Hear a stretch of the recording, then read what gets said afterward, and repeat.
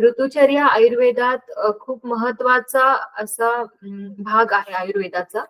कारण आयुर्वेद हे preventive science आहे. बऱ्यापैकी आपण जे म्हणतो ना, की आजार होऊ नयेत म्हणून काय गोष्टी कराव्यात आणि काय करू नयेत. आपली लाईफस्टाईल कशी असावी ह्याच्याबद्दल खूप जास्त मार्गदर्शन फक्त आयुर्वेदामध्ये आलंय. नुसतं लाईफस्टाईलच नाही तर आहार कसा असावा, व्यायाम कोणता करावा, कुठल्या ऋतूत काय खावं हे सगळं जे आहे तर हीच ऋतुचर्या आहे. म्हणजे ऋतू जे आपल्याकडे मानलेले आहेत 6 ऋतू. आपण मराठी महिने आणि त्यांच्याशी कनेक्टेड ऋतू आपल्याला माहिती आहेत नसतील तरी मी आता इथे सांगते तुम्हाला थोडक्यात. तर आपल्याकडे जे 6 ऋतू आहेत शिशिर, वसंत, ग्रीष्म, वर्षा, शरद, हेमंत. आणि या 6 ऋतूंमध्ये जे बाहेर वातावरणात बदल होतात ना, तर त्याच्याप्रमाणे आपल्या शरीरात पण बदल होत असतात. आपल्या शरीरात वात, पित्त, कफ जे आहेत 3 दोष त्यांच्या जे आहे ते ॲग्रवेट होतात, कधी कमी होतात, कधी जास्त होतात बाहेरच्या वातावरणामुळे आणि त्याच्यामुळे शरीरात काही बदल होत असतात आणि ते आपण एक्सपिरियन्स करत असतो. काही सिम्प्टम्स आपल्याला येत असतात. तर ते टाळण्यासाठी काय करावं आणि काय करू नये, यासाठी आपल्याला ऋतुचर्या माहिती असणं गरजेचं आहे. तर ऋतुचर्या ही कशाच्या आधारावर बनवली गेलेली आहे? तर त्यासाठी फक्त थोडक्यात तुम्हाला उत्तरायण आणि दक्षिणायन सूर्याचं जे आहे ते समजायला लागेल. थोडंसं एक बेसिक कन्सेप्ट जो आहे तो.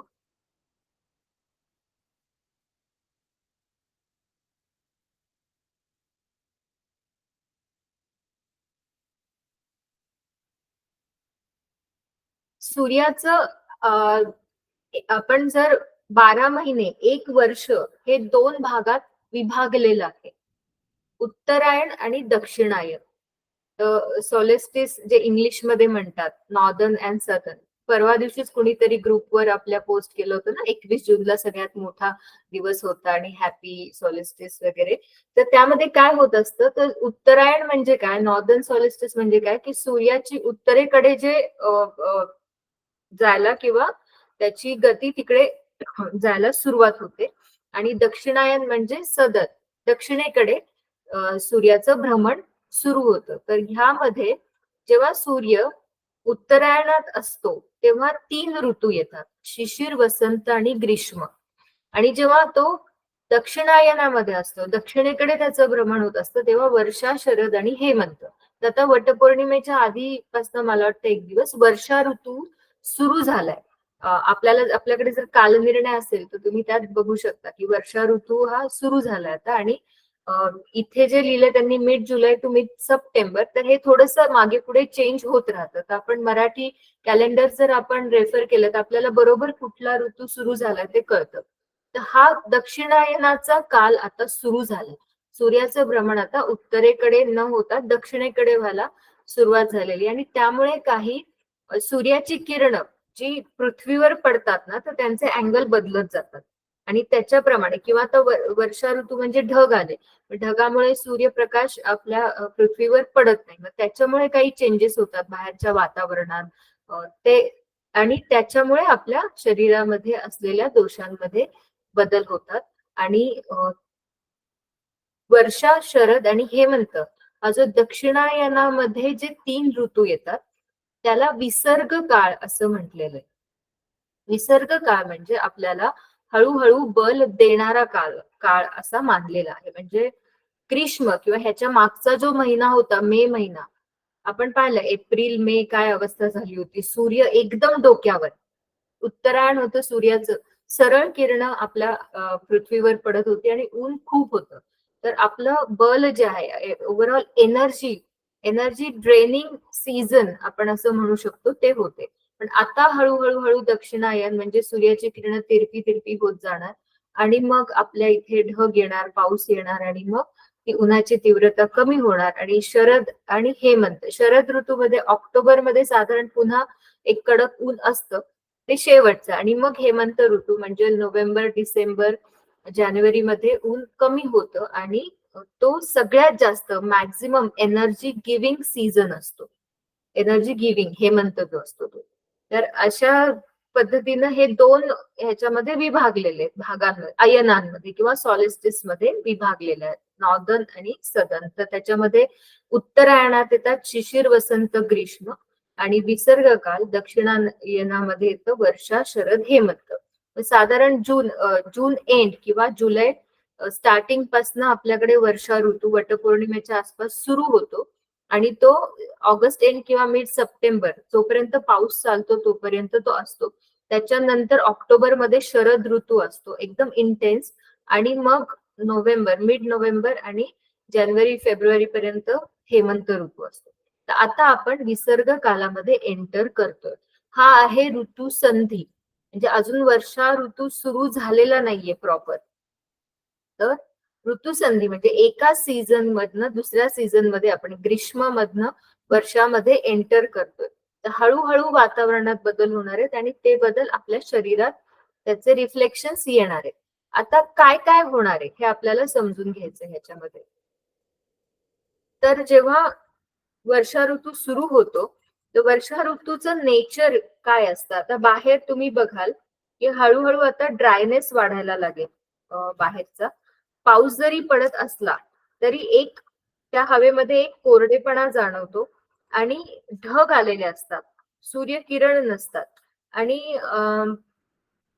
एक थंड असतं, म्हणजे वातावरण थोडंसं थंड असतं, कधी गरम असतं, असं एक प्रकारचं त्याच्यामध्ये फ्लक्च्युएशन्स असतात, म्हणजे अनियमितता असते. आत्ताही आपण ते सगळं एक्सपिरियन्स करतो की एकदम कधी एकदम गरम होतंय किंवा ह्युमिडिटी वाढलीये आणि मध्येच थंड वाटतंय. तर हे जे आहे दॅट शोज की वात, बाहेरचा वात आणि शरीरातला वात, म्हणजे अनियमितता हे कशाचं मेजर लक्षण आहे तर वाताचं.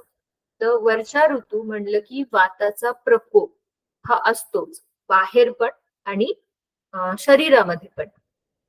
तर शरीरामध्ये वाताचा प्रकोप जेव्हा होतो, आता तुम्हाला सगळ्यांना हे जे आहेत त्यांना वाताबद्दल बऱ्यापैकी माहिती आहे. आपण खूप वेळा ह्याच्याबद्दल बोललेलो आहोत. हो की नाही? अरे Sudarshana, when did you join?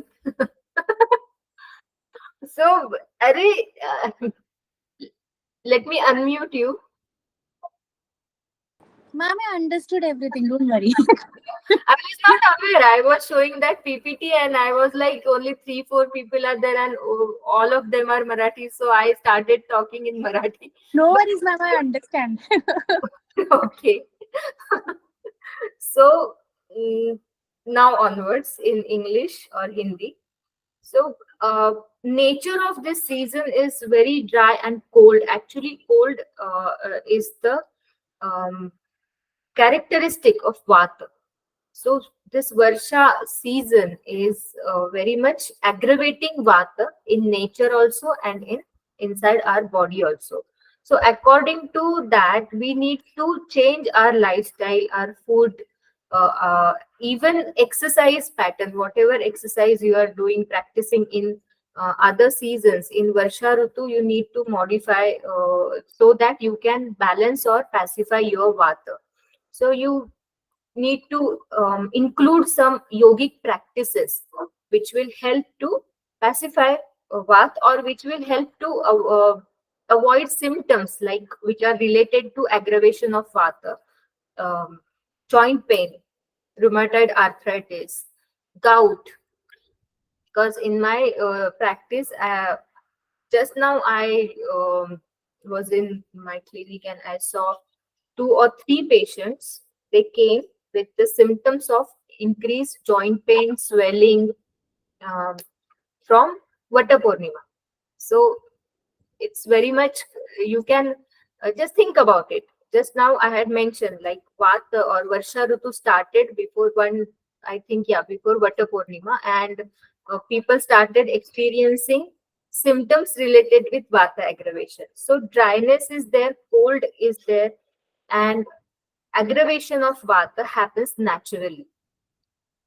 And as we all know, Vata is unpredictable, irregular. So what happens, our digestive fire also becomes erratic. because of the influence of Vata. It doesn't matter which Prakriti dominating in you, which dosha is dominating in you, but naturally, because of this change in season, what happens? Our digestive fire starts becoming erratic. Sometimes we feel hungry, and sometimes we don't want to eat. We don't want to eat, or we don't feel like eating also. Bloating, constipation issues, we start experiencing a lot in this season. So why this happens?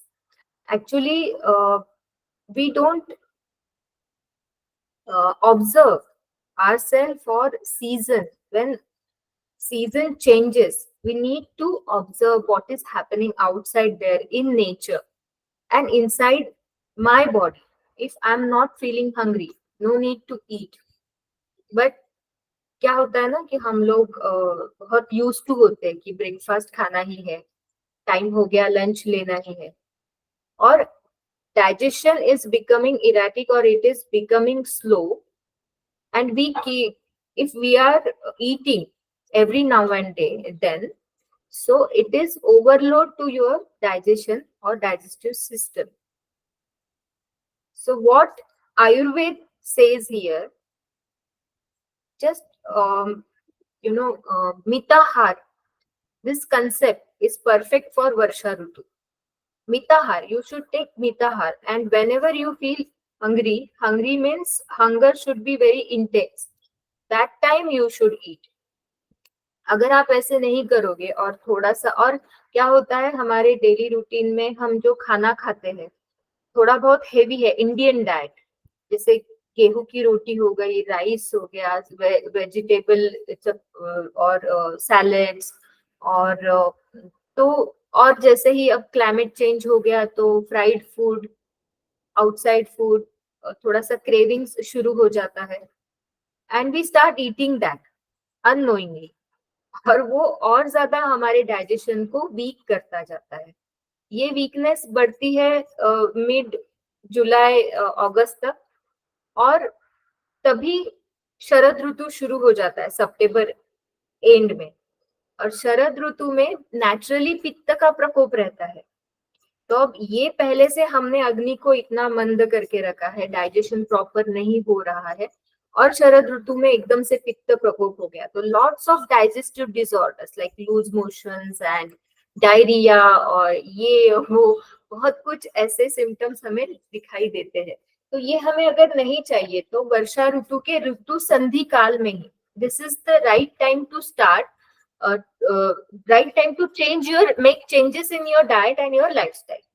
तो अब से हमें क्या करना है from now onwards, जो भी हम अब तक खा रहे थे उसमें से जो हैवी एंड जो डिफिकल्ट टू डाइजेस्ट वाले फूड आइटम्स है ना, उनको हटा देना है.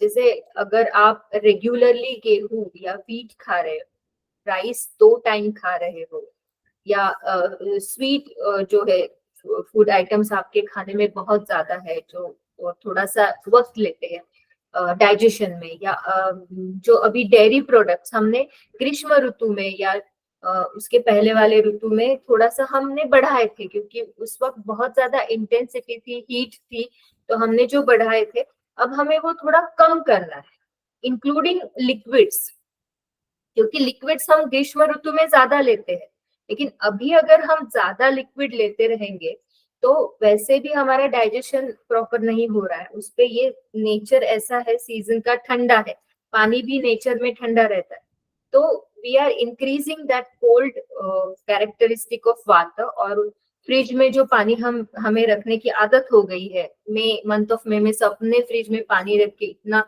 इस बार तो बहुत ज्यादा हीट वेव आ रही थी सभी जगह, तो अब हमें फ्रिज में पानी नहीं रखना है. आज से वो सब कुछ बंद, नॉर्मल टेम्परेचर का पानी, या एक बार उबाल के या बॉईल करके नॉर्मल टेम्परेचर पे हम अगर रखते हैं वाटर को, तो it becomes more light to digest.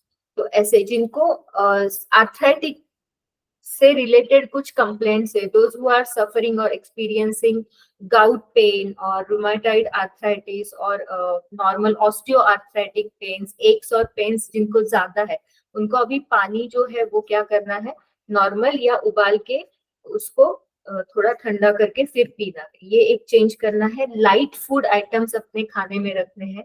हमारे खाने में अगर हमें if we are not hungry don't eat, if you are not feeling hungry don't eat. Otherwise वो एक के ऊपर एक आप खाना खाते जाओगे तो वो आपके डाइजेशन को फिर से खराब कर देगा। तीसरा है, आपको जो फ्राइड फूड खाने का अभी क्रेविंग्स होते हैं, जैसे बेसन के बनाए हुए जो वो सारे आइटम्स है, food items, and with tea with coffee, so tea coffee we start drinking more in this season, so that is going to affect your pitta. और पित्त का अभी संचय काल है। पित्त शरद ऋतु में प्रकोप होता है, एग्रेवेट होता है मैक्सिमम। अभी वो क्या हो रहा है, संचय हो रहा है। तो हम जितना भी ये फूड आइटम्स अभी खाएंगे ना, हमें अक्टूबर में उतना ही प्रॉब्लम पित्त का होगा। पित्त से रिलेटेड जो स्किन डिजीज वाले लोग होते हैं, जिनको सोराइसिस है, जिनको डर्मेटाइटिस बार बार होता है, फंगल इन्फेक्शन होते हैं, रैशेस आते हैं स्किन पे, पिंपल्स आते हैं, तो उन सबको वो अक्टूबर में प्रॉब्लम शुरू हुई। तो ये नेचुरली होता है, इट्स बिकॉज ऑफ, हमारी इसमें कुछ गलती नहीं है। हमें यहाँ क्रेविंग होने ही है क्योंकि अभी पित्त क्षय हो रहा है, तो naturally body demands, but we need to control ourselves. यहाँ पे हमें प्रत्याहार की बहुत जरूरत पड़ती है, और चाय कॉफी बहुत ज्यादा पीना, बहुत ज्यादा बेसन या जो हम खाते हैं fried food, outside food, junk food, इसको हमें थोड़ा सा कंट्रोल करना है टू अवॉइड फ्यूचर में जो आने वाला है पित्त का प्रकोप, उसको हमें अभी से कंट्रोल में रखना है। और अभी एट प्रेजेंट जो वात का प्रकोप हो रहा है, अभी धीरे धीरे ऋतु संधि के बाद मैक्सिमम प्रकोप होगा जुलाई में और अगस्त में वात का। तो उसको हमें काम डाउन करने के लिए क्या करना है, जैसे मैंने एक दो चीजें अभी बताई। I had already mentioned about don't eat heavy food, don't drink lots of liquids now because, और फ्रिज में रखा हुआ आइसक्रीम, क्योंकि अगर आप आइसक्रीम खाओगे या कोल्ड ड्रिंक्स पियोगे, फ्रिज का पानी पियोगे, तो उससे आर्थराइटिस ज्यादा बढ़ता है, मसल पेन, मसल स्टिफनेस ज्यादा बढ़ती है, वो वात के शीत गुण को बढ़ाता है ना। अब हमें इसमें पहले हम स्टेप बाय स्टेप देखेंगे। पहले आहार विहार, तो आहार क्या होना चाहिए अब वर्षा ऋतु में। अब आप ही सोच सकते हो कि अगर अग्नि मंद है तो हमें उसको किंडल करने वाला आहार चाहिए, है ना। दीपन, उसको क्या कहते हैं, दीपन, विच किंडल्स योर अग्नि, those food items are called as दीपनीय आहार। तो दीपनीय में हमारे जो स्पाइसेस होते हैं, कुछ हमारे इंडियन फूड में हम कुछ स्पाइसेस यूज करते हैं, वो हमें थोड़ा सा इस यहाँ पे हेल्प करते हैं। तो इसमें जो है हम मेजोरिटीली अपना जो है ब्लैक पेपर है, ब्लैक पेपर का यूज कर सकते हैं। और वो जैसे एकदम ब्लैक पेपर लेके खाना नहीं है, मैं आपको क्या बता रही हूँ कि ये आइटम्स आपके कुकिंग में आप इंक्लूड करो। जैसे ब्लैक पेपर का पाउडर करके सूप पे डाल दिया, तो वो आप इंक्लूड करेंगे। दालचीनी है, उसको आप यूज कर सकते हो। ड्राई जिंजर पाउडर है, सुंठ, वो या इस सीजन में ज्यादा आपको आपके खाने में यूज करनी है। एंड हल्दी, तो टर्मरिक तो ऑल टाइम है ही है बेनिफिशियल वात के लिए। तो ये जो स्पाइसेस है, दो तीन मैंने जो स्पेसिफिक बताए, तो इससे आपको वात जो आपके डेली कुकिंग में आपको उनको इंक्लूड करना है। और अगर आपको ज्यादा पेन या एक्स है जॉइंट में, नॉर्मल नेचुरल, जैसे बारिश शुरू हो गई तो बहुत लोगों को पेन शुरू हो जाते हैं। जनरली मैंने कॉमनली देखा है कि सोल, फुट एंड सोल, जैसे फर्श पे पैर रखते ही जमीन पे उनको दर्द, या हील जो है वो पेनफुल होते हैं, रख नहीं पाते जमीन पे पैर। तो ऐसे लोगों को ड्राई जिंजर का पानी या काढ़ा बना के, वो बना के ही रखना है अपने यहाँ। और गरम या थोड़ा सा लूक वार्म ऐसे वो दिन भर में पीना है। तो वो 1 लीटर पानी में आप 1/4 भी ड्राई जिंजर पाउडर डाल के उसको उबालेंगे 5 मिनट्स और स्ट्रेन करके थर्मस में रख दो, और वो पूरा दिन भर में उतना ही आपको खत्म करना है। तो इट किंडल्स योर डाइजेशन, अग्नि को वो थोड़ा सा किंडल करता रहता है, और जो अंदर ये वात बढ़ा हुआ है मोस्टली जॉइंट्स में जो बढ़ता है उसको वो पैसिफाई करने में हेल्प करता है।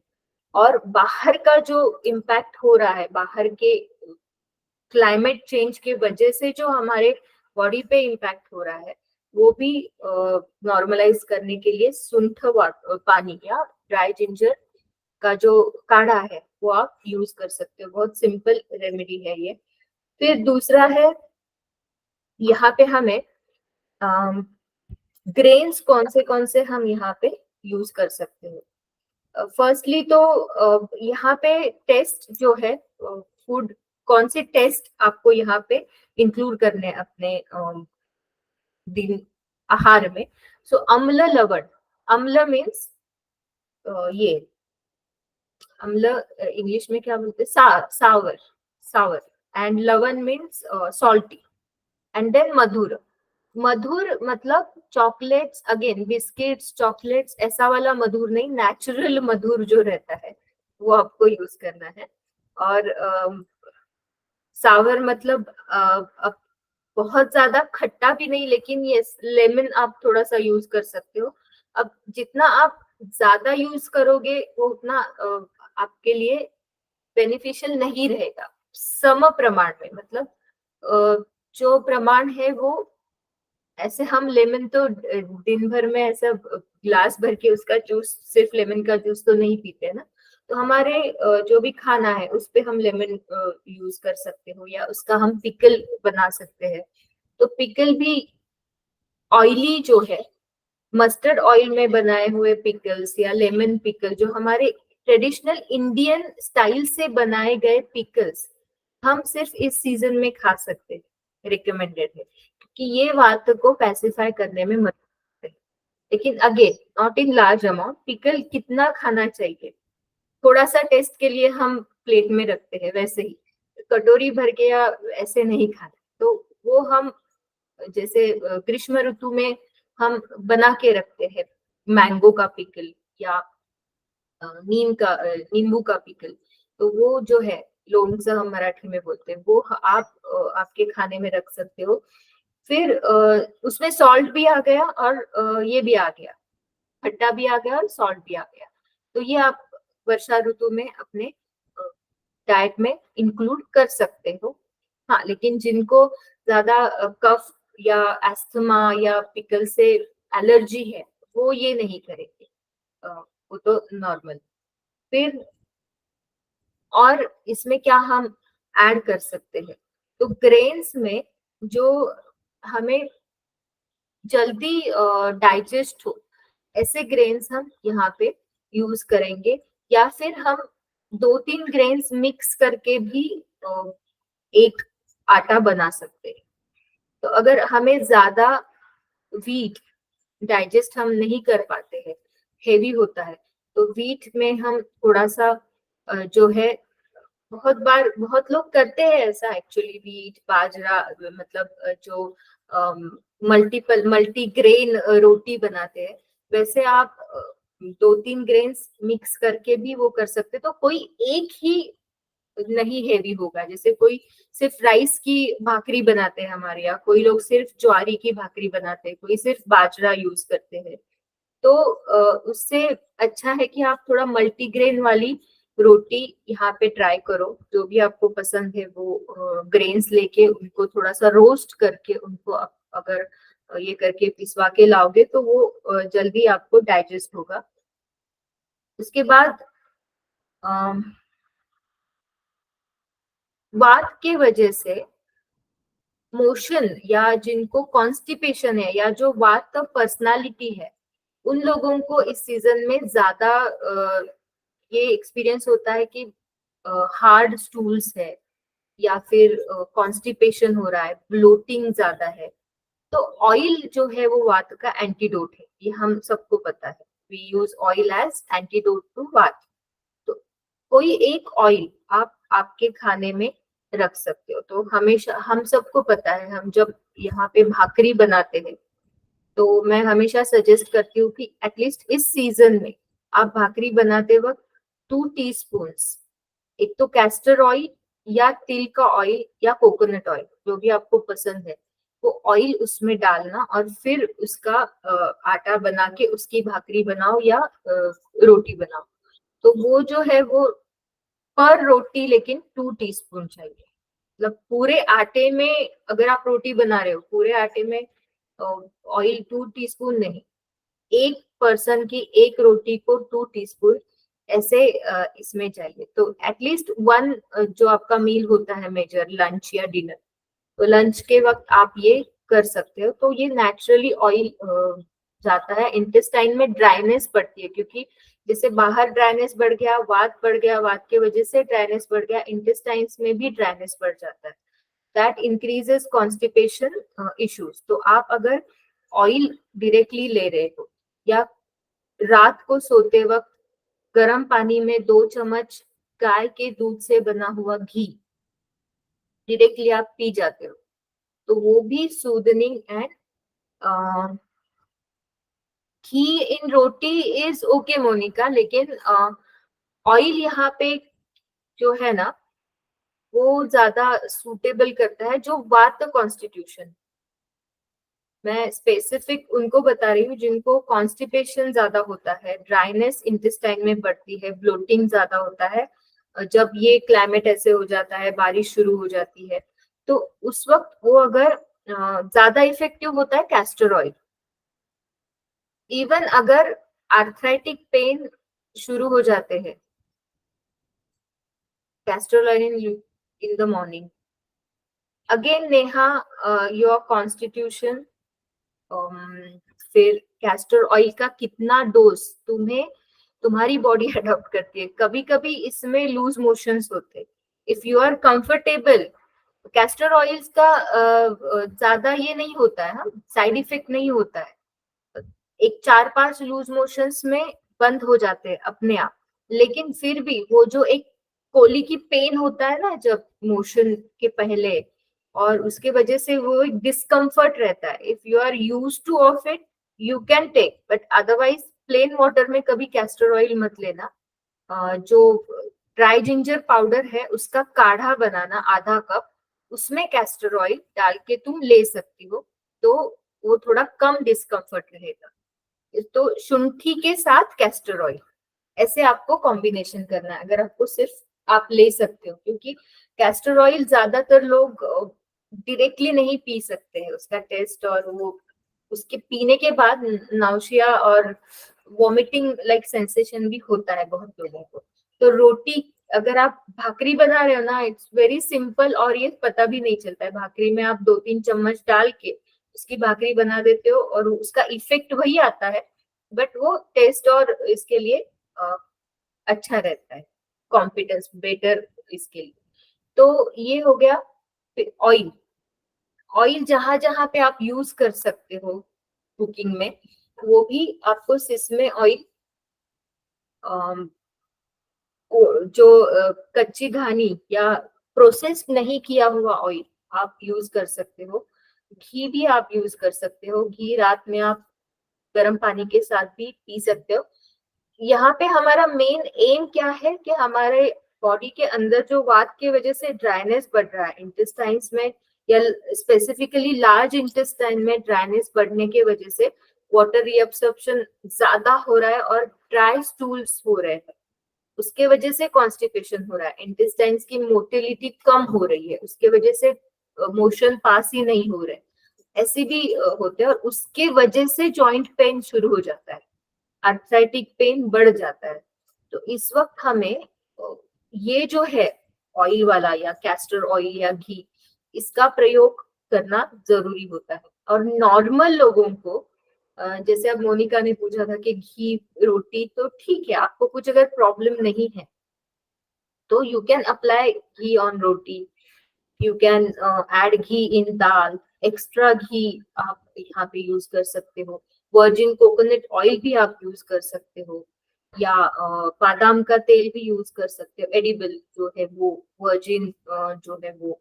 तो ये सब आप ड्राइनेस को अवॉइड करने के लिए ये हमें करना है। And oil is antidote to vata, ये हमें अब पता चल गया। तो वात जब भी एग्रेसिव हो रहा है, एग्रेवेट हो रहा है, उसको पैसिफाई करना है तो हमें ऑयल ही यूज करना है। External application of oil is also very much helpful. जैसे जिनकी वात कॉन्स्टिट्यूशन है या पित्त कॉन्स्टिट्यूशन है, उनको थोड़ा सा इस सीजन में ना ड्राइनेस बढ़ना या रैश स्किन पे आना, ये सब चीजें शुरू हो जाती है। उनको भी ऑयल एप्लीकेशन एक्सटर्नली रिकमेंडेड है। जिनको जॉइंट पेन हो रहे हैं बिकॉज ऑफ ऑस्टियोआर्थराइटिस, तो जॉइंट में जो क्रिपिटेशंस आते हैं, आवाजें आती है, स्वेलिंग नहीं होता है बट स्टिल डिस्कम्फर्ट रहता है।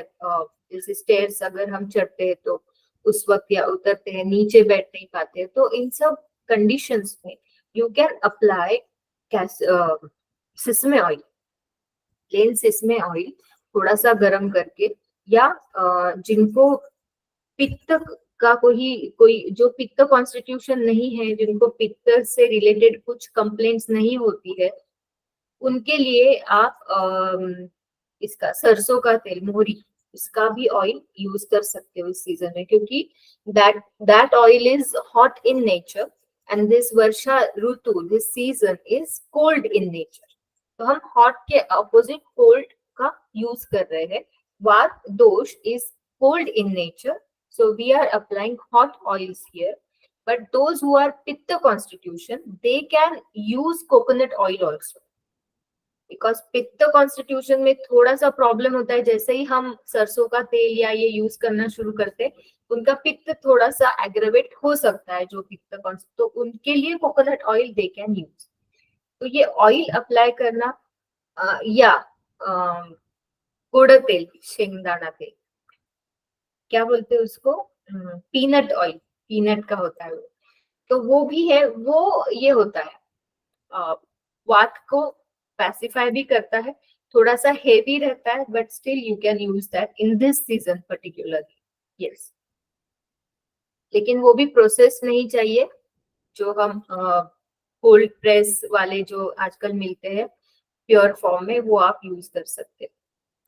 अब ग्रेन्स भी हो गए, हम थोड़े हॉट नेचर वाले ग्रेन्स मिला के रोटी बना सकते हैं। जैसे बाजरा है थोड़ा, फिर उसमें थोड़ी राइस या ज्वारी भी आप ऐड कर सकते हो। नाचनी है, नाचनी कभी हॉट कभी कोल्ड, ये रहता ही है उसका डिबेट सब लोगों का, तो वो भी आप ऐड कर सकते हो। न्यूट्रिशनल वैल्यू बहुत ज्यादा है उसमें, उसकी रोटी आप यूज कर सकते हो। राइस और गेहूं आपको रात में अवॉइड करने हैं। आप जब तक सन जो है सनसेट नहीं होता है, तब तक हेवी फूड थोड़ा बहुत डाइजेस्ट कर पाते हो। इसलिए लंच में आप थोड़ा बहुत राइस, और राइस अगर करना है तो राइस अगर आपको कुक करना है तो रोस्ट करके, मतलब वॉश करना है राइस को, फिर उसको रोस्ट करना है and then you can cook it. और कुक करना कैसे है, प्रेशर कुकर में नहीं, उसका स्टार्च पूरा निकाल देना है, पानी पूरा निकाल देना है हमें। तो ऐसे कंटेनर में कुक करना है कि पानी निकाल के सिर्फ राइस आपको यूज करना है, तो वो हेवी नहीं होता है and you can digest it properly without any bloating और फ्लैटुलेंस। बहुत सारे लोगों को राइस खाने के बाद आजकल फ्लैटुलेंस, हेवीनेस, ब्लोटिंग, कॉन्स्टिपेशन ये हो रहा है। सो all these symptoms are because of wrong method of cooking या कुकिंग इन प्रेशर कुकर। तो प्रेशर कुकर के वजह से राइस वैसे भी पानी में उगता है। राइस कैसे उगता है आप अगर देखोगे तो वो पानी में रहता है ना, उसमें जल महाभूत या वाटर एलिमेंट ज्यादा रहता है, सो वो हमारे डाइजेशन को हैम्पर करता है। तो इसके लिए हमें क्या करना है, हमें उसको उसमें से जल महाभूत निकाल देना है, तभी वो हल्का हो जाएगा। इसीलिए हमें उसको वॉश करना है, फिर रोस्ट करना है, फिर कुक करना है, उसमें से जो पानी रह गया है वो निकालना है, और फिर घी के साथ उसको खाना है। तो ghee will kindle digestion of rice, जो प्रोसीजर है डाइजेशन की वो घी से और ज्यादा अच्छी होती है। तो तब आपको राइस बहुत अच्छे तरीके से डाइजेस्ट हो जाएगा। ऐसे जैसे कुकिंग मेथड भी यहाँ पे मैटर करता है। आयुर्वेदिक डाइट में आप देखोगे कि not only food items but how you cook that food, cooking methods. अगर आप इससे भी ज्यादा आगे, अगर आप इस पे चूल्हे पे वो कर रहे हो नेचुरल, तो वो और ज्यादा इफेक्टिव रहेगा। तो वो तो अभी पॉसिबल नहीं है, तो गैस पे ही हम वो कुक करते हैं। बट स्टिल कुछ मेथड्स, उसको हम संस्कार बोलते हैं, संस्कार हम उस फूड आइटम पे करते हैं, तो वो हमारे अग्नि को अच्छे तरीके से जो है बल देता है, राइट। अब जो है ज्यादा स्पाइसी हमें अवॉइड करना है। स्पाइसेस जो दो तीन मैंने बनाए बताए वो हमें सिर्फ हमारी कुकिंग में इंक्लूड करने हैं, बट लोगों को मैंने रीजन भी बताया। अभी क्रेविंग्स होते हैं मिर्ची, वड़ा पाव, ये सब खाने का, लेकिन इट इज वेरी डेंजरस, क्योंकि आगे जाके आपके पित्त को वो बहुत ज्यादा एग्रेवेट करवाएगा। तो स्पाइसी फूड हमें अवॉइड करना है। और जो ऑयल, सावर, सॉल्ट एंड मधुर, मतलब जो मैंने अभी बताया वो। अब मिल्क प्रोडक्ट्स, डेयरी प्रोडक्ट्स, ये भी बहुत लोग पूछते हैं, तो इस सीजन में हम क्या डेयरी प्रोडक्ट्स खाएं? तो बहुत सारे लोगों को दही, देन बटर मिल्क, ये सब ग्रीष्म ऋतु में खाने की आदत होती है, तो वो वैसे ही कंटिन्यू करते हैं। यहाँ पे हमें थोड़ा सा मिल्क प्रोडक्ट्स अवॉइड करने हैं, क्योंकि ये अम्ल विपाक होता है। विपाक मतलब after effect, after digestion food किस टेस्ट में चेंज होता है ना, तो उसको हम विपाक बोलते हैं। तो जो भी हम खाना खाते हैं, मैक्सिमम अभी जो खाना खाएंगे वर्षा ऋतु में, वो अम्ल विपाकी बनता है, सावर होता है उसका टेस्ट। तो अगर हम दही, बटर मिल्क ज्यादा खाएंगे, तो वो और ज्यादा पित्त को संचित करेगा। संचित मतलब पित्त वहां पे स्टैग्नेंट रहेगा बढ़ के, और फिर आगे जाके वो ज्यादा प्रकोप करेगा। तो वो नहीं करना है। उसके प्रिवेंशन के लिए हमें डेयरी प्रोडक्ट्स में दही, बटर मिल्क थोड़ा यहाँ पे अवॉइड ही करना है। दूध आप पी सकते हो, वो भी सनसेट के पहले, गाय का दूध। उसमें भी आपको ड्राई जिंजर पाउडर, इलायची का पाउडर, ये डाल के उसको उबाल के लेना है, तभी वो आपको डाइजेस्ट होगा प्रॉपरली। तो दूध अगर आप देते हो बच्चों को भी, या फिर सेफेस्ट है कि किसी भी अच्छे फार्मेसी का सीतोपलादी चूर्ण, सीतोपलादी चूर्ण में सभी इंग्रेडिएंट्स है, इलायची है, वंशलोचन है। तो वो क्या करना है, अगर आप आपके बच्चों को आपको देना है, 1 कप दूध के लिए 5 चम्मच सीतोपलादी चूर्ण उबाल के, ये प्रिवेंशन भी हो गया, अग्नि को किंडल भी हो गया, और इम्यूनिटी भी बढ़ाता है। तो अभी से हम बच्चों को सीतोपलादी चूर्ण का मिल्क शुरू करेंगे, तो आगे जाके वायरल होना, बारिश में भीगे, फिर ये हो गया, कफ हो गया, कोल्ड हो गया, फीवर हो गया, ये सब हम अवॉइड कर सकते हैं। तो आप नाम लिख सकते हो, आपके यहाँ जिस जो पुणे में है उनको पता है, बागेवाड़ीकर है, बहुत अच्छी फार्मेसीज है यहाँ पे। तो सीतोपलादी चूर्ण, जैसे बोनवीटा बंद करके सीतोपलादी चूर्ण में उनको ये मिल्क है वो बॉईल करके देना है। बड़े लोग भी अगर आप सीतोपलादी चूर्ण विथ हनी, अगर प्रिवेंशन के लिए दिन में 2 बार, जिनको डायबिटीज नहीं है, जिनको शुगर का इश्यूज नहीं है, तो वो लोग खा सकते हैं।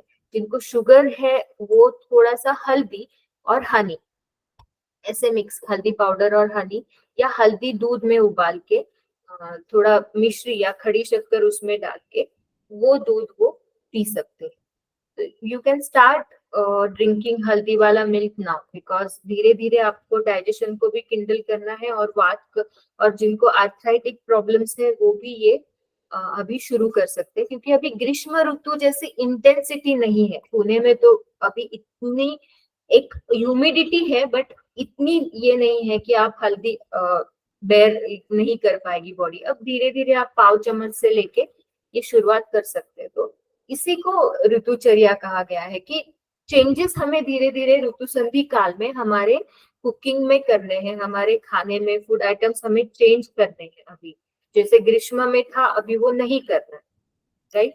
यहाँ तक मुझे लगता है समझ में आ गया। अभी दूध कैसे पीना है वो भी समझ में आ गया। अब दही हमें ज्यादा नहीं खाना है। अब बटर मिल्क का भी अभी सीजन नहीं रहा है। मई एंड तक ठीक था बटर मिल्क, अभी मैं अलाउड नहीं करती हूँ बटर मिल्क। अब हमें जो सब्जियां है, वेजिटेबल्स, वो भी एक बहुत बड़ा इशू रहता है कि ये पालक पालक पालक, सबको ये स्मूदी पालक, इतना हमारे ऊपर ये इम्पैक्ट हो गया है ना कि हमें लगता है अगर मैं लीफी वेजिटेबल नहीं खाऊंगी तो कैसे होगा।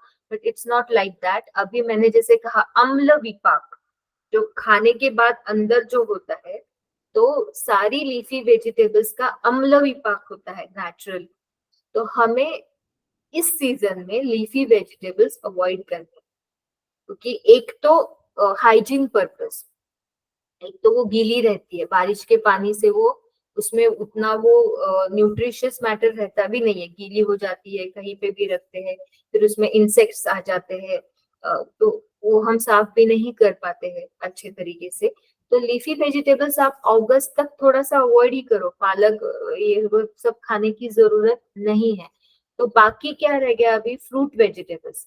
फ्रूट वेजिटेबल्स में अभी जो इस रेनी सीजन में उसमें भी जो अवेलेबल रहते हैं, तो भिंडी है, तुरई है, बॉटल ग्रीन, जो ये है क्या बोलते हैं उसको, भोपड़ा, वो है। तो वो फ्रूट वेजिटेबल्स आप घी में या जो भी अनप्रोसेस्ड ऑयल, आप ऑलिव ऑयल या जो भी ऑयल आप यूज कर रहे हैं इसमें आप वो कुक कर सकते हो।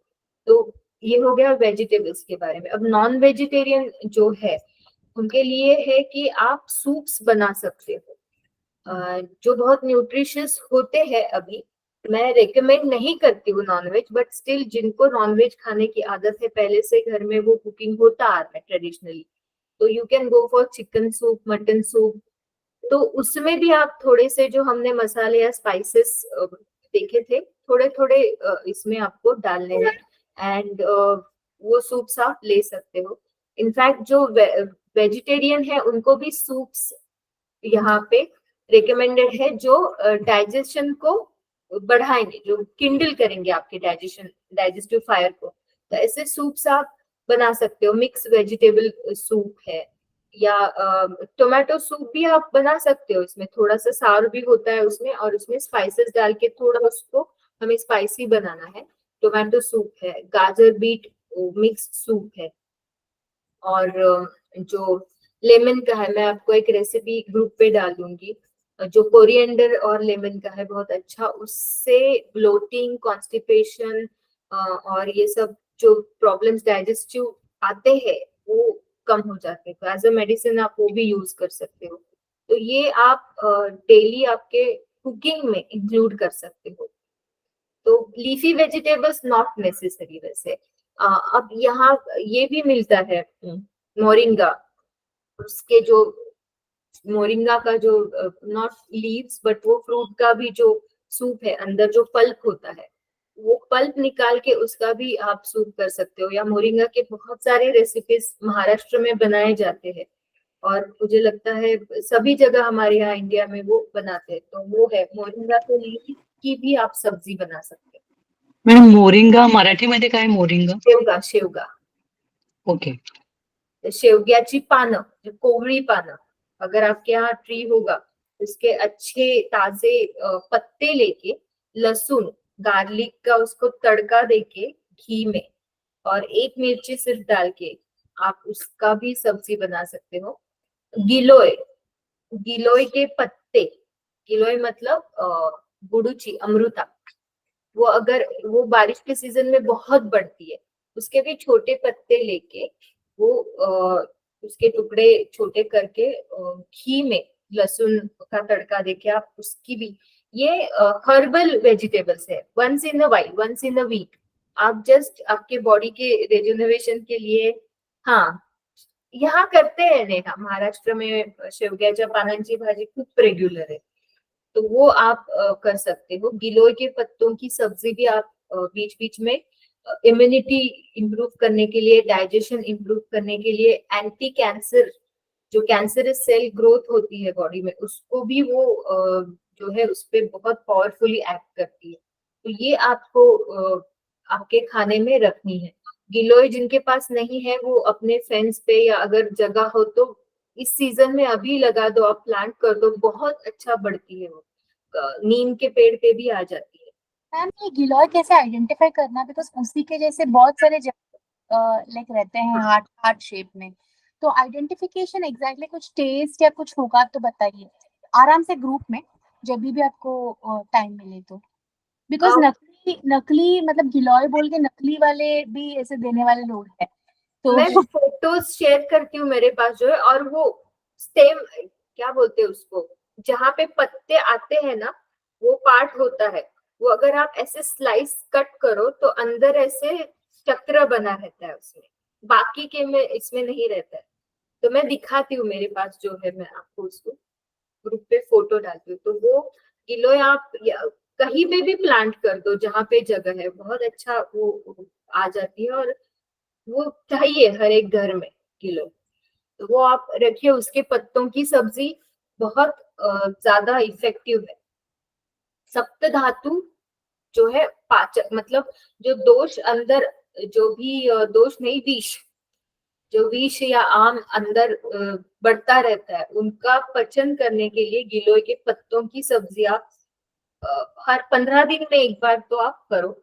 थोड़ा सा कड़वा टेस्ट रहता है, बट आप अगर गार्लिक, मिर्ची ऐसे थोड़ा टेस्ट एनहांस करने के लिए, हमें पता है, जो रेगुलरली कुकिंग करते हैं उनको पता है क्या क्या उसमें आप थोड़ा मॉडिफाई कर सकते हैं। थोड़ी सी मूंग दाल भिगो के रख के उसमें वो डाल के पत्तों में, वो भी आप कर सकते हो।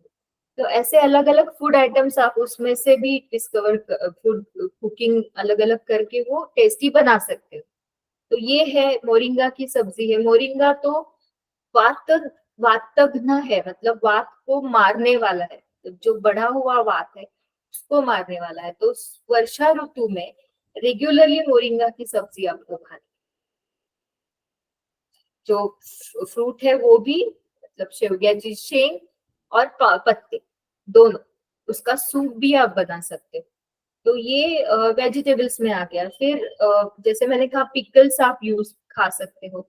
फिर चटनी जो है, स्पेसिफिक आर्थराइटिस या जॉइंट पेन जिनको है, उनको वर्षा ऋतु में थोड़ी सी ½ टी स्पून लहसुन की चटनी, लहसुन मतलब गार्लिक, उसको क्या करना है, क्रश करना है या मिक्सर में से निकालना है, और ड्राई कोकोनट एक साथ हम करते हैं महाराष्ट्र में, लहसुन और ड्राई कोकोनट, और उसमें थोड़ा टेस्ट के लिए नमक, और अगर लाल मिर्ची पाउडर भी डाला तो भी चलेगा, नहीं डाला तो भी चलेगा। ऐसी जो चटनी है ना, वो प्लेट में चाहिए जिनको आर्थराइटिस है या जॉइंट पेन से रिलेटेड, लेकिन थोड़ी ज्यादा, पाव पाव चम्मच से। तो वो लहसुन जो है या गार्लिक है, उसकी प्रॉपर्टीज, तो वो उष्ण है, उसकी वजह से वो, और वो पेन किलर प्रॉपर्टी है उसमें, तो जॉइंट पेन के लिए।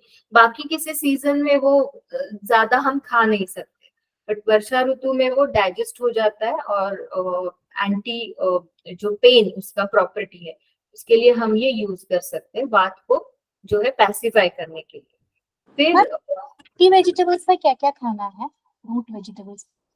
फ्रूट वेजिटेबल्स में भिंडी मैंने बताया। फिर रूट मैम, रूट रूट जैसे में आप, हाँ, रूट में आप जो है ज्यादातर क्या होता है ना, पोटैटोज, और हमारे यहाँ हम दो ही ज्यादातर खाते हैं, स्वीट पोटैटो एंड पोटैटो। तो थोड़ा सा डाइजेशन में प्रॉब्लम हो जाता है, क्योंकि पोटैटो थोड़ा हेवी जाता है डाइजेस्ट होने में। तो अगर आपको बनाना है रूट वेजिटेबल, तो स्वीट पोटैटो आप ज्यादा प्रेफर करो इस सीजन में, क्योंकि इससे आगे आप देखोगे स्वीट पोटैटो ज्यादा आते हैं मार्केट में। तो वो घी में आप उसके कुछ ये बना सकते हैं, राइट। अरबी मैम, अरबी और जैसे पूरन बोला है इन्होंने, हाँ, सूरण, वो भी अरबी, अरबी इज ओके मैम, अरबी का पत्ता है। बट घी एंड थोड़ा सा स्पाइसेस, तो वो थोड़ा डाइजेशन के लिए हमारे अगर डाइजेशन बहुत स्ट्रांग है तो ठीक है, अदरवाइज थोड़ा सा उसको किंडल करने के लिए कुछ ऊपर से ऐड करना पड़ता है, तो वो आप यूज कर सकते हो।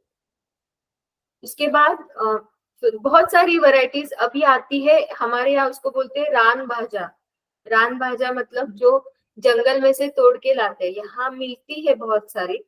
आपके यहाँ अगर होगी तो आप उसके भी अलग अलग, जैसे वो लीफी वेजिटेबल भी रहते हैं रान भाजा उसमें, लेकिन अलग अलग टाइप के रहते हैं, तो आपको अगर पता है उसके बारे में तो वो भी आप यूज कर सकते हो। जैसे मैंने बताया, हम गिलोय भी बना सकते हो खाने के लिए प्रॉपर। फिर दाल कौन सी यूज करेंगे, तो एज यूजुअल जो आयुर्वेद में हमेशा मूंग दाल ही रेकमेंड की है।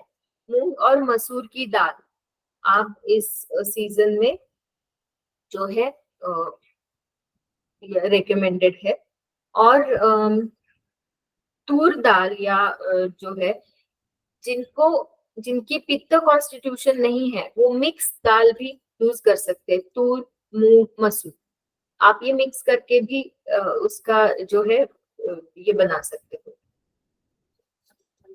और गार्लिक क्या होता है ना, आषाढ़ फिर शुरू होता है, चातुर्मास शुरू होता है, बहुत सारे लोग जिंजर गार्लिक नहीं खाते, तो वो जो खाते हैं वो गार्लिक यूज कर सकते हैं, क्योंकि गार्लिक हेल्थ के लिए अच्छा है। लेकिन फिर उसमें डिबेट है कि अब मेंटल मतलब रजस बढ़ाएगा तमस बढ़ाएगा, तो इसीलिए सत्व गुण बढ़ाने के लिए हम गार्लिक अवॉइड करते हैं। हमारे अब सारे फेस्टिवल्स शुरू हो जाते हैं, आषाढ़ी वारी, अब पंढरपुर की वारी शुरू हो गई, लोग फास्ट करते हैं।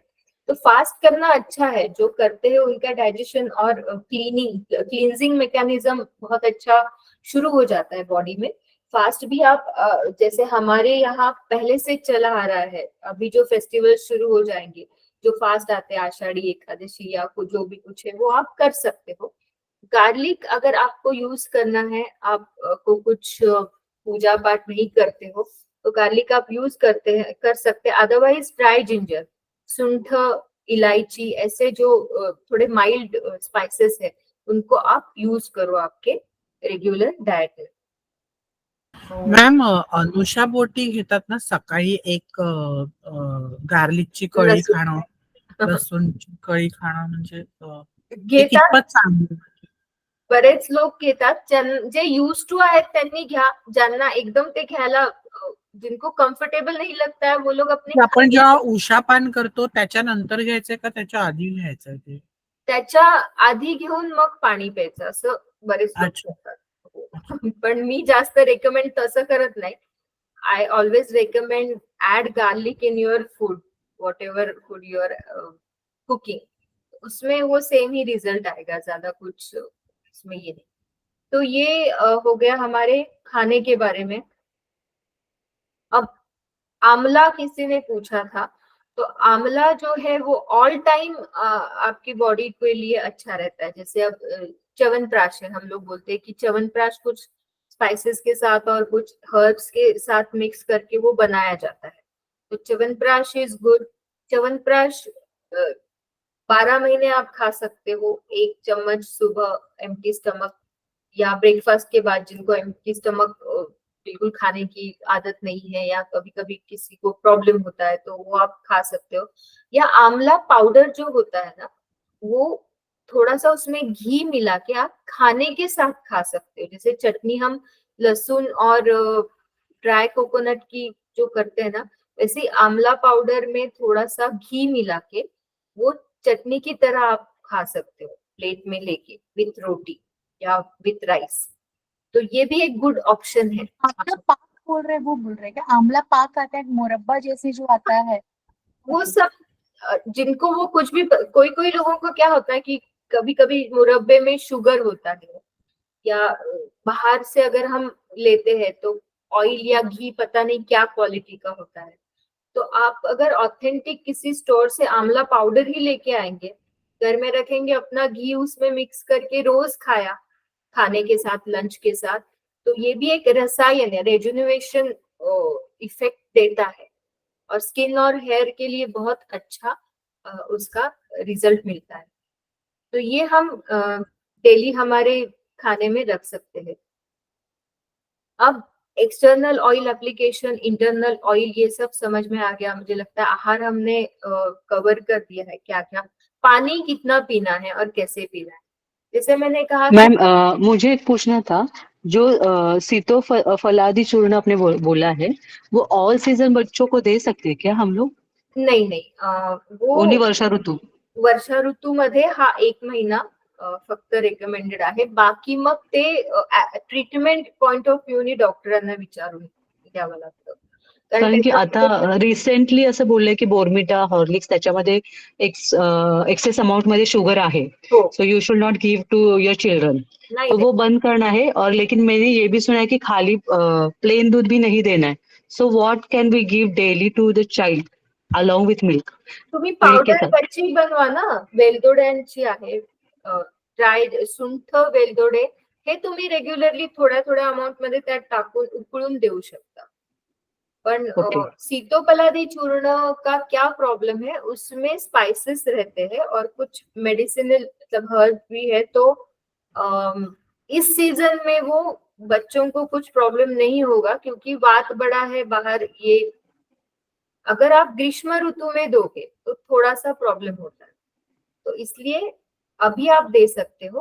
बाद में अगर आपको एज अ मतलब ये कंटिन्यू करना है, तो आप इट्स बेटर के गो टू द डॉक्टर, और आपके बच्चों का कॉन्स्टिट्यूशन क्या है वो देखना पड़ेगा। किसी पित्त प्रकृति का बच्चा होगा तो वो टॉलरेट नहीं कर पाएगा, ऐसे भी हो सकता है किसी को। तो अभी हम सिर्फ वर्षा ऋतु चर्या देख रहे हैं, इसलिए वर्षा ऋतु में क्या रिकमेंडेड है ये मैं बता रही हूँ आपको। तो आप, जैसे मैंने कहा, आंवला, उसका पाउडर, वो भी आप इस ऋतु में यूज कर सकते हो। मैम जो अलसी, हलीम, ये सब जो आता है वो सब ये वर्षा ऋतु में यूज कर सकते हैं मैम, बिकॉज वो हेवी होता है। थोड़ा सा हेवी हो जाता है ना, तो हमें ये सब नहीं करना है। हमें यहाँ पे क्या है, थोड़ा ये अग्नि को किंडल करने वाली ही चीजें, और अमाउंट भी हमारे खाने का जो पोर्शन है वो भी कम करना है, और तो ओवरलोड नहीं देना है। तो अगर जॉइंट पेन है तो अलसी, ये सब हम कब देते हैं, हेमंत ऋतु में, जब नेचुरली डाइजेशन बहुत अच्छा होता है, उस वक्त अलसी की खीर या उसके लड्डू। दिवाली के बाद वो सब हम रेकमेंड करते हैं। दिवाली के पहले इस सीजन में ये सूंठ, जिंजर, गार्लिक। राइट, सो गोंद के साथ भी यही रूल होगा ना मैम? गोंद हाँ, जो होता है। वो भी हमें थोड़ा यहाँ हेवी जाता है, और एज फैक्टर भी रहता है। अगर एज कम है, जैसे 20s में है, 30s में है, और अब इस सीजन में डिलीवरी हो गई, बेबी बर्थ हो गया, तो that female can digest may be, as है थोड़ा या पित्त कॉन्स्टिट्यूशन है, तो ऐसे नहीं कि कंप्लीटली नहीं देना है। अब कंडीशन पे, अगर डिलीवरी हो गई है और वात ज्यादा बड़ा है, तो इसके लिए हम यहाँ पे हरी के लड्डू, गोंद के लड्डू हम देते हैं, और थोड़ा क्वांटिटी कम देना पड़ता है, और वो डाइजेस्ट भी होते हैं उनको। लेकिन हाँ, अगर जो मेनोपॉजल एज में है, जो थोड़ा सा उससे भी ज्यादा है, तो उनको इस सीजन में ये सब अवॉइड करना है, और सिंपल डाइट रखना है जो जल्दी से डाइजेस्ट हो। नहीं तो वो बात और ज्यादा बढ़ाता है, अगर हम हेवी फूड ज्यादा खाते हैं या ज्यादा नॉन वेज, मतलब रेड मीट, अल्कोहल, ऐसे भी बहुत सारे लोगों के डेली डाइट में रहता है, तो वो यहाँ पे अवॉइड करना है। इसीलिए ये चातुर्मास और ये श्रावण, इसके रूल्स ये बनाए गए हैं कि हम नॉनवेज थोड़ा कम खाएं। श्रावण में बहुत लोग बंद कर देते हैं खाना, तो ये इसीलिए है क्योंकि इतना हैवी तो हमारा अग्नि पचा ही नहीं पाएगा। तो ये जो फेस्टिवल्स है वो उस ऋतु के ही अनुसार आते हैं। जैसे अब इसमें आता है आषाढ़, आषाढ़ ऋतु, वर्षा, फिर जो इसके बाद आएगा श्रावण। फिर श्रावण में सारे फास्ट ही रहते हैं ज्यादातर, आप देखोगे। तो फास्ट क्यों है कि आम या टॉक्सिन को थोड़ा सा वो डाइजेस्ट करके डाइजेशन किंडल करेगा, फिर हम हल्का। और फास्ट में ऐसे एक्सपेक्टेड होता है कि बहुत हल्का खाना हम खाए, बट अब क्या होता है, फास्टिंग हम करते हैं और हम साबूदाना खिचड़ी खाते हैं, पोटैटो खाते हैं, चिप्स खाते हैं, तो उससे और ज्यादा हेवी। और फिर हम कंप्लेन करते हैं कि फास्ट के वजह से मुझे एसिडिटी हो गई, फास्ट के वजह से मेरा स्टमक खराब हो गया। लेकिन वो ऐसे नहीं है, फास्ट मतलब फास्ट। तो कंप्लीटली आपको फास्टिंग करना है और लाइट डाइट लेना है, जैसे राजगिरा है, शिंगाड़ा है, जो जल्दी से डाइजेस्ट होता है, वही आपको लेना है। तो अभी आप देखो कि इस पूरे सीजन में, वर्षा, शरद और हेमंत में कैसे फेस्टिवल्स आते हैं स्टेप बाय स्टेप। चातुर्मास हो गया, फास्टिंग हो गया, हमारी बॉडी एकदम क्लीन क्लियर हो गई। उसके बाद दिवाली आती है, दशहरा, दिवाली। फिर हम धीरे धीरे हैवी खाना खाना शुरू कर देते हैं, जैसे ठंड भी बढ़ने लगती है, फिर डाइजेशन किंडल होने लगता है, डाइजेस्टिव फायर स्ट्रांग होने लगता है हेमंत ऋतु तक। और उसी सीजन में फिर दसरा, दिवाली, ये सब फेस्टिवल्स आते हैं, जब हम स्वीट्स खाते हैं, सारे बनाते भी है, खाते हैं, और फिर वो हम डाइजेस्ट भी कर लेते हैं। तो अब इस सीजन में अगर कोई लड्डू और वो सब खाता है, तो उसको वो डाइजेस्ट नहीं होगा, ब्लोटिंग और कॉन्स्टिपेशन का प्रॉब्लम ज्यादा होगा कंपैरेटिवली। अगर कोई दिवाली या दिसंबर में खाता है तो उसको वो जल्दी डाइजेस्ट होगा, क्योंकि तब हेमंत ऋतु है और तब तक अग्नि का बल बढ़ने लगता है। हेमंत में हाईएस्ट होता है बल, तो उस वक्त हम ज्यादा खाना और ज्यादा एक्सरसाइज करना, यही रिकमेंडेड। तो अभी खाने के बाद जो है विहार, मतलब अब उसमें हम पहले व्यायाम लेंगे कि व्यायाम क्या करना चाहिए। अब ऑब्वियसली आप देखो, बात अगर बढ़ रहा है, जॉइंट पेन आ रहे हैं, आर्थराइटिक प्रॉब्लम्स बढ़ रहे हैं, तो इस सिचुएशन में ज्यादा एक्सर्शन करना, ओवर यूज करना हमारे जॉइंट्स का, इट इज नॉट रिकमेंडेड, है ही नहीं रिकमेंडेड। अगर आप ज्यादा यूज करोगे अपने जॉइंट्स का तो बात और बढ़ेगा और प्रॉब्लम शुरू हो जाएगी। तो इट्स बेटर कि ऑयल एप्लीकेशन, अभ्यंग करके योग अभ्यास करना, जो माइल्ड मतलब हमारे जो ऑथेंटिक आसन है, जो हम होल्ड करते हैं ज्यादा देर तक, जैसे सूर्य नमस्कार नहीं, सूर्य नमस्कार क्या हो गया, थोड़ा स्पीड आ गया उसमें, रिपीटेशन में। तो सूर्य मंत्र जो है वो आप बोल के सूर्य नमस्कार कर सकते हो, बट स्पीड हमें क्या करना है, कम रखना है। मतलब हर एक आसन ज्यादा होल्ड करना है। मुझे 108 कंप्लीट करने हैं, मुझे 200 कंप्लीट करने हैं, ऐसे नहीं रखते, सिर्फ 12 लेकिन स्पीड कम, हर एक आसन होल्ड करके इफेक्टिव होना चाहिए हर एक मसल पे और जॉइंट पे, वैसे हमें करना है। और वो करने के पहले अभ्यंग मतलब इसमें ऑयल सब जॉइंट्स को लगाना है, इसके बाद ही हमें क्या करना है, योगासन प्रैक्टिस करनी है। अब प्राणायाम में अब शुद्धि क्रिया में कपालभाति तो मॉडरेट हम कर ही सकते हैं, क्योंकि कपालभाति जो है वो डाइजेशन को किंडल करती है, तो कपालभाति आप कर सकते हैं।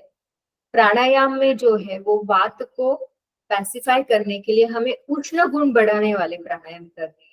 उसमें सूर्य भेदन प्राणायाम है, उज्जाई प्राणायाम है, जो थोड़ा सा हमारे मेटाबॉलिज्म को बूस्ट करेगा और वात को पैसिफाई करेगा। ऐसे प्राणायाम हमें बढ़ाने हैं। भस्त्रिका प्राणायाम है, वो भी आप उसकी प्रैक्टिस बढ़ा सकते हो। अग्निसार जो है शुद्धि क्रिया में, और वो आप कर सकते हो। तो ये हमारे डाइजेशन को हेल्प करेगा, राइट। तो ये प्रैक्टिसेस हमें करनी है। और मेडिटेशन में जैसे मैंने कहा, वात बढ़ता है बाहर भी, अंदर भी, और मेंटली भी। तो जैसे हमारा अगर माइंड ज्यादा इधर उधर दौड़ रहा है, स्पीड ज्यादा है हमारे थॉट्स का, तो बात और ज्यादा बढ़ेगा, और ज्यादा pains, aches and arthritic problems होगी। तो उसका स्पीड हमें कम करना है। इसके लिए मेडिटेशन, इसके लिए हमें धारणा करनी है, या हमें त्राटक की प्रैक्टिस करनी है, ताकि हम वहां के बात को भी, माइंड में जो बड़ा हुआ है उसको भी कम कर पाए। ये एक प्रैक्टिस मेडिटेशन की हमें बहुत इफेक्टिव होती है। हम इसके बारे में सोचते नहीं है। जब हमारे यहाँ कोई पेशेंट आता है और कहता है कि बैक पेन बहुत है, या सर्वाइकल का पेन अभी बढ़ रहा है, जैसे ये पूरा क्लाउडी क्लाउडी हो गया है, एल्बो में पेन हो रहा है, स्वेलिंग हो रहा है, तो उसको अगर आप हिस्ट्री पूछोगे तो बहुत ज्यादा मेंटल एक्टिविटीज रहती है, तो मेंटल एक्टिविटीज भी कम कर, इसीलिए चातुर्मास इस सीजन में आता है। थोड़ा सा भक्ति योग, पंढरपुर की वारी, ये सब क्यों आता है कि मेंटल एक्टिविटीज, जो स्पीड आ गया है पूरे लाइफ में हमारे, उसको थोड़ा कम करना, तभी बात कंट्रोल हो सकता है। और लास्ट जो है आयुर्वेद में, बस्ती, मेंटेनेंस के लिए, प्रिवेंशन के लिए एंड ट्रीटमेंट के लिए। तो वात के प्रॉब्लम्स जिनको है वात से रिलेटेड, उनको इस सीजन में बस्ती लेना जरूरी होता है। बस्ती मतलब एनिमा, मेडिकेटेड ऑयल और मेडिकेटेड काढ़े हम इसमें यूज करते हैं। आप ईयरली अगर वर्षा ऋतु में बस्ती लेते हो तो आपका वात बीच बीच में कभी नहीं बढ़ेगा, कभी वात से रिलेटेड कंप्लेंट्स नहीं होंगे, आपके जो मेंस्ट्रुअल साइकिल से रिलेटेड कंप्लेंट्स नहीं होंगे, हार्मोनल इम्बैलेंसेस नहीं होंगे, और आर्थराइटिस जैसे, ऑस्टियोआर्थराइटिस जैसे प्रॉब्लम्स नहीं आएंगे। बट ईयरली वर्षा ऋतु में आपको बस्ती अच्छे आयुर्वेदिक डॉक्टर के पास जाके प्रिवेंशन के लिए लेना है। तो ये बस्ती ट्रीटमेंट हम सजेस्ट करते ही है इस सीजन में। तो मैम जो हाँ, शुद्धिक्रिया में आपने त्राटक और कपालभाति बोला, तो बाकी जैसे दौती, बस्ती और जैसे से फॉर एग्जांपल सिंपल जैसे वरिसार दौती ले लिया या वमन दौती ले लिया, तो ये सब मैम इसमें अलाउड नहीं है क्या मैम ड्यूरिंग रेनी? क्रिया जो योग में बताई है ना, वो आप करवा सकते हो। उससे थोड़ा क्या है ना, बाउल मूवमेंट या एक बार वो क्लीनिंग हो जाएगा तो वात का थोड़ा सा वो कंट्रोल रहता है। तो अगर आप कर सकते हो तो शुद्धि क्रिया सभी इसमें आप दे सकते हो पेशेंट को। एंड मैम व्हाट अबाउट जल नीति? जल नीति because usually water, already water है बाहर। हाँ, वो नहीं मैं रेकमेंड करती हूँ। जल महाभूत, और अभी ये पूरा ऐसे आप ह्यूमिडिटी भी रहती है, और ज्यादातर लोग इस सीजन में ना एलर्जीज या ये थोड़े एक्यूट इसमें रहते हैं, फेज में ही रहते हैं। तो इससे अच्छा है कपालभाति, माइल्ड स्ट्रोक्स, कपालभाति, अग्निसार, यही हम रेकमेंड करें। या फिर सूत्र नेति, अगर बहुत करना ही है तो सूत्र नेति।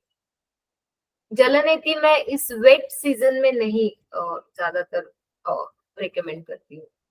और नस्य में क्या तेल यूज कर सकते हैं ma'am to avoid cold and all? या नस्य आपको इस सीजन में अणु तेल जो है वो श्रेष्ठ माना गया है, अणु तेल है। अगर अणु तेल नहीं मिलता है तो आप षडबिंदु तेल भी कॉमन जो यूज करते हैं वो यूज कर सकते हैं।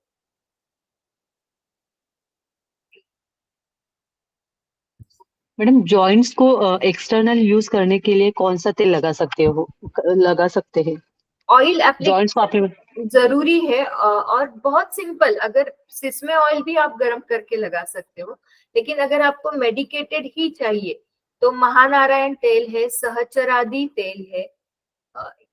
ये ऑयल थोड़े से सस्ते भी है कंपैरेटिवली और इफेक्टिव भी है। बाकी अगर आप अच्छे क्वालिटी के अगर लेने जाओगे तो बहुत एक्सपेंसिव आते, बट स्टिल मॅम ते पिंड तेल असतं ना, पिंड तेल, बट जो आपके वो अवस्था थोड़ा के हेवी है ना बॉडीवर, वो हम यूज करते हैं पेशेंट्स में, बट जनरली जो यूज होता है वो महानारायण, सहचरादि इन जनरल ऐसे। आणि मॅम ते भीमसेन कापूर पण असतं ना, ते पण it seems you can use it okay.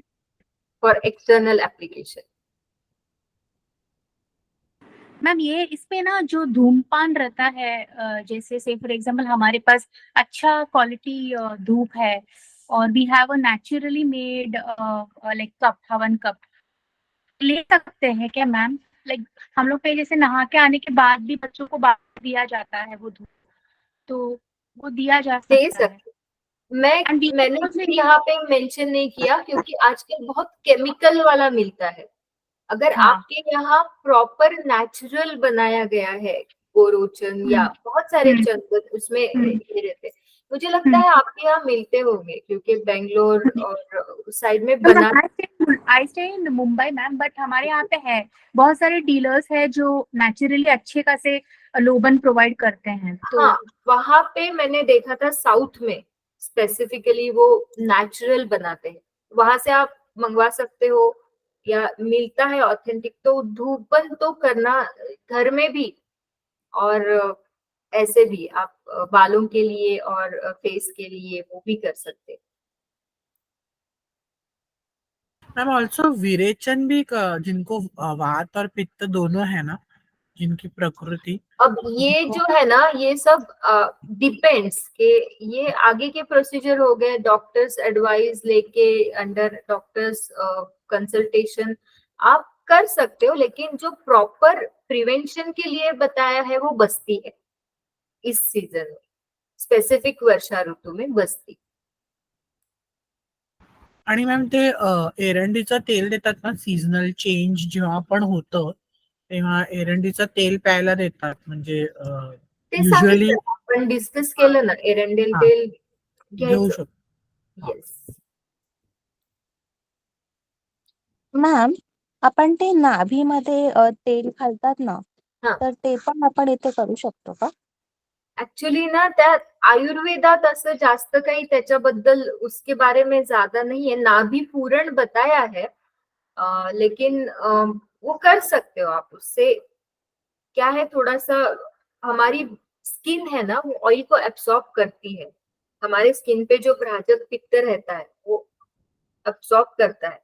तो यू कैन पुट एरेंडेल तेल, जैसे छोटे बच्चों में अगर कोलिकी पेन रहता है तो हम कैस्टर ऑयल वहां पे पूरण करने के लिए बोलते हैं। तो ये भी अच्छा सजेशन है कि आपको अगर नाभि पूरण उसके लिए करते हो कैस्टर ऑयल से या बादाम तेल से, तो वो इफेक्टिव होता है। थोड़ा सा इंटेस्टिनल मोटिलिटी या कोलिक या फ्लैटुलेंस अगर होता है तो हम वो रेकमेंड करते हैं। तो यस, छोटे बच्चों में ये ज्यादा इफेक्टिव रहेगा।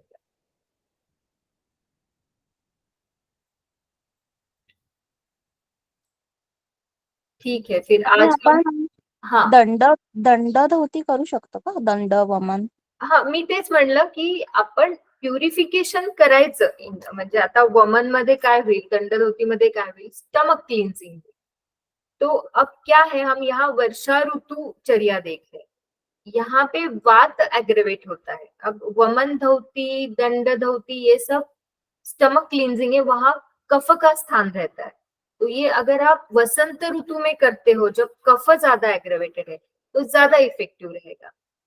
अब वर्षा ऋतु में रेकमेंडेड बस्ती है, तो आप बस्ती करोगे तो वो ज्यादा इफेक्टिव रहेगा। लेकिन आप अगर कफ प्रकृति है तो आप दंड धोती रेगुलरली कर सकते हो, एज योर डेली रूटीन में आप उसको इंक्लूड कर सकते हो। म्हणजे वर्षा ऋतूत जरी ते केले तरी पण हानिकारक नाहीये ना? नाही नाही, ओके ओके, पण थँक्यू. नाही, इथे वात प्रकृती जर तुमची असेल आणि वर्षा ऋतू असेल आणि वात वाढलेला आहे आणि त्यात तुम्ही दंडधोती किंवा वमन करताय, तर ते अजून जास्त वात वाढवू शकतं। Okay okay. त्यामुळे अशा वेळी, ह्या सगळ्या वेळी मग डॉक्टरांचं थोडंसं तुम्हाला कन्सल्टेशन गरजेचं असतं। Okay ma'am, thank you. ठीक है, तो अब हम यहाँ रुकते हैं आज।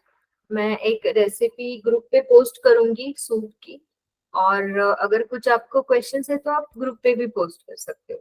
मैम एक लास्ट क्वेश्चन था कि वात के लिए कौन से वेजिटेबल्स अवॉइड करने चाहिए, वी शुड अवॉइड? एक्चुअली वो हमारे यहाँ बहुत पहले से लोग बताते आए ना, वांग, ढोबळी मिरची, फ्लॉवर ही नाही खायची वातवाले। बटाटे थोड़े कमीच खायचे। बटाटा खरं तर पोटैटोज हमारे यहाँ का है ही नहीं, बाहर से आया है, हम क्यों उसको ज्यादा यूज करते पता नहीं, बट स्टिल वांग जे छोटी वांगी असतात ती, परत आणि सगळ्या कडधान्य। हाँ, स्प्राउट्स का एक बताना मैं भूल गई, स्प्राउट्स इस सीजन में अवॉइड कीजिए। स्प्राउट्स जो होते हैं ना, जैसे मटकी, छोले, उसको बहुत सारे लोग, बहुत सारे चने, ये सब प्रोटीन के लिए खाते रहते हैं ना, तो इस सीजन में हमें वो नहीं खाना है, क्योंकि वो कंप्लीटली जून जुलाई में तो आप अवॉइड ही करो। सगळ्यात मैम इसके साथ वो मक्का वगैरह भी आएगा, बिकॉज वो मक्का का सीजन आता है। हाँ, वो भी वात बढ़ाता है। मॅम कोबी पण नाही खायचा असतो ना वातसाठी? तसं तर खूप मोठी लिस्ट है, पण ना बहुत बड़ी लिस्ट है वैसे तो, लेकिन इन जनरल ढोबरी मिर्ची मतलब शिमला मिर्च, फ्लावर, कॉलीफ्लावर और पोटैटोज, स्प्राउटेड सारे जो चीजें हैं, मटकी, पाउटा और ये सब जो हम खाते हैं वो, ये हमें अवॉइड करना है वर्षा ऋतु में।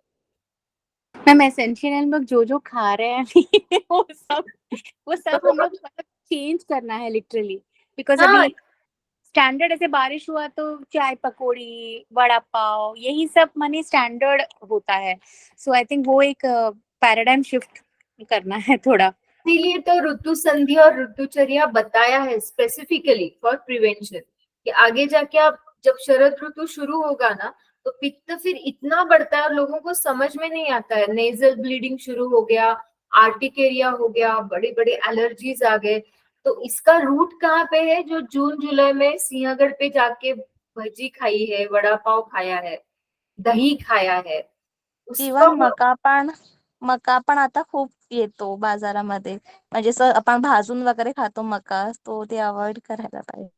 हाँ म्हणजे तो, अब वो जो है ना उसको क्या बोलते हैं, मका भुट्टा, वो एक है। तो वो कभी कभार, once in a while it's okay, but लोग घर लाके उस रोज खाना ये नहीं, मतलब थोड़ा सा वंस इन अ वाइल, अब अगर आप बाहर गए और उसको थोड़ा सा रोस्ट किया है उस पे, तो वो ठीक है, लेकिन रोज खाना नहीं है रिकमेंडेड। रोज जो हमने अभी डिस्कस किया वही खाना है।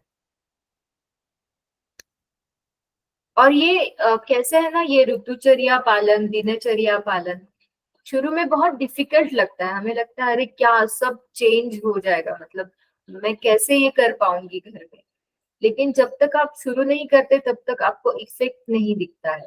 एक बार इफेक्ट दिखना शुरू हो गया फिर आप खुद से ही नहीं खाओगे, क्योंकि अगले अगले सीजन में आपको समझ में आता है कि आपकी एनर्जी लेवल्स, आपकी इम्यूनिटी ये बढ़ रहा है। तो क्यों बढ़ रहा है? तो आपने ऋतुचर्या पालन करना शुरू किया है वर्षा ऋतु में। तभी आप अक्टूबर में, शरद ऋतु में, जब बाकी सारे लोग बहुत परेशान हो जाते हैं कि ये क्या हो रहा है, इतनी हीट हो रही है या ये कुछ हो रहा है, आपको वो सिम्टम्स नहीं आते, तब आपको पता चलता है कि हाँ, ऋतुचर्या पालन की वजह से दोषों को एटलीस्ट मेरी बॉडी खुद बैलेंस कर पा रही है, कॉम्पेंसेट जो भी अंदर करना है वो कर पा रही है। तो मॅम थोड़ा शुरुआत करना पड़ता है।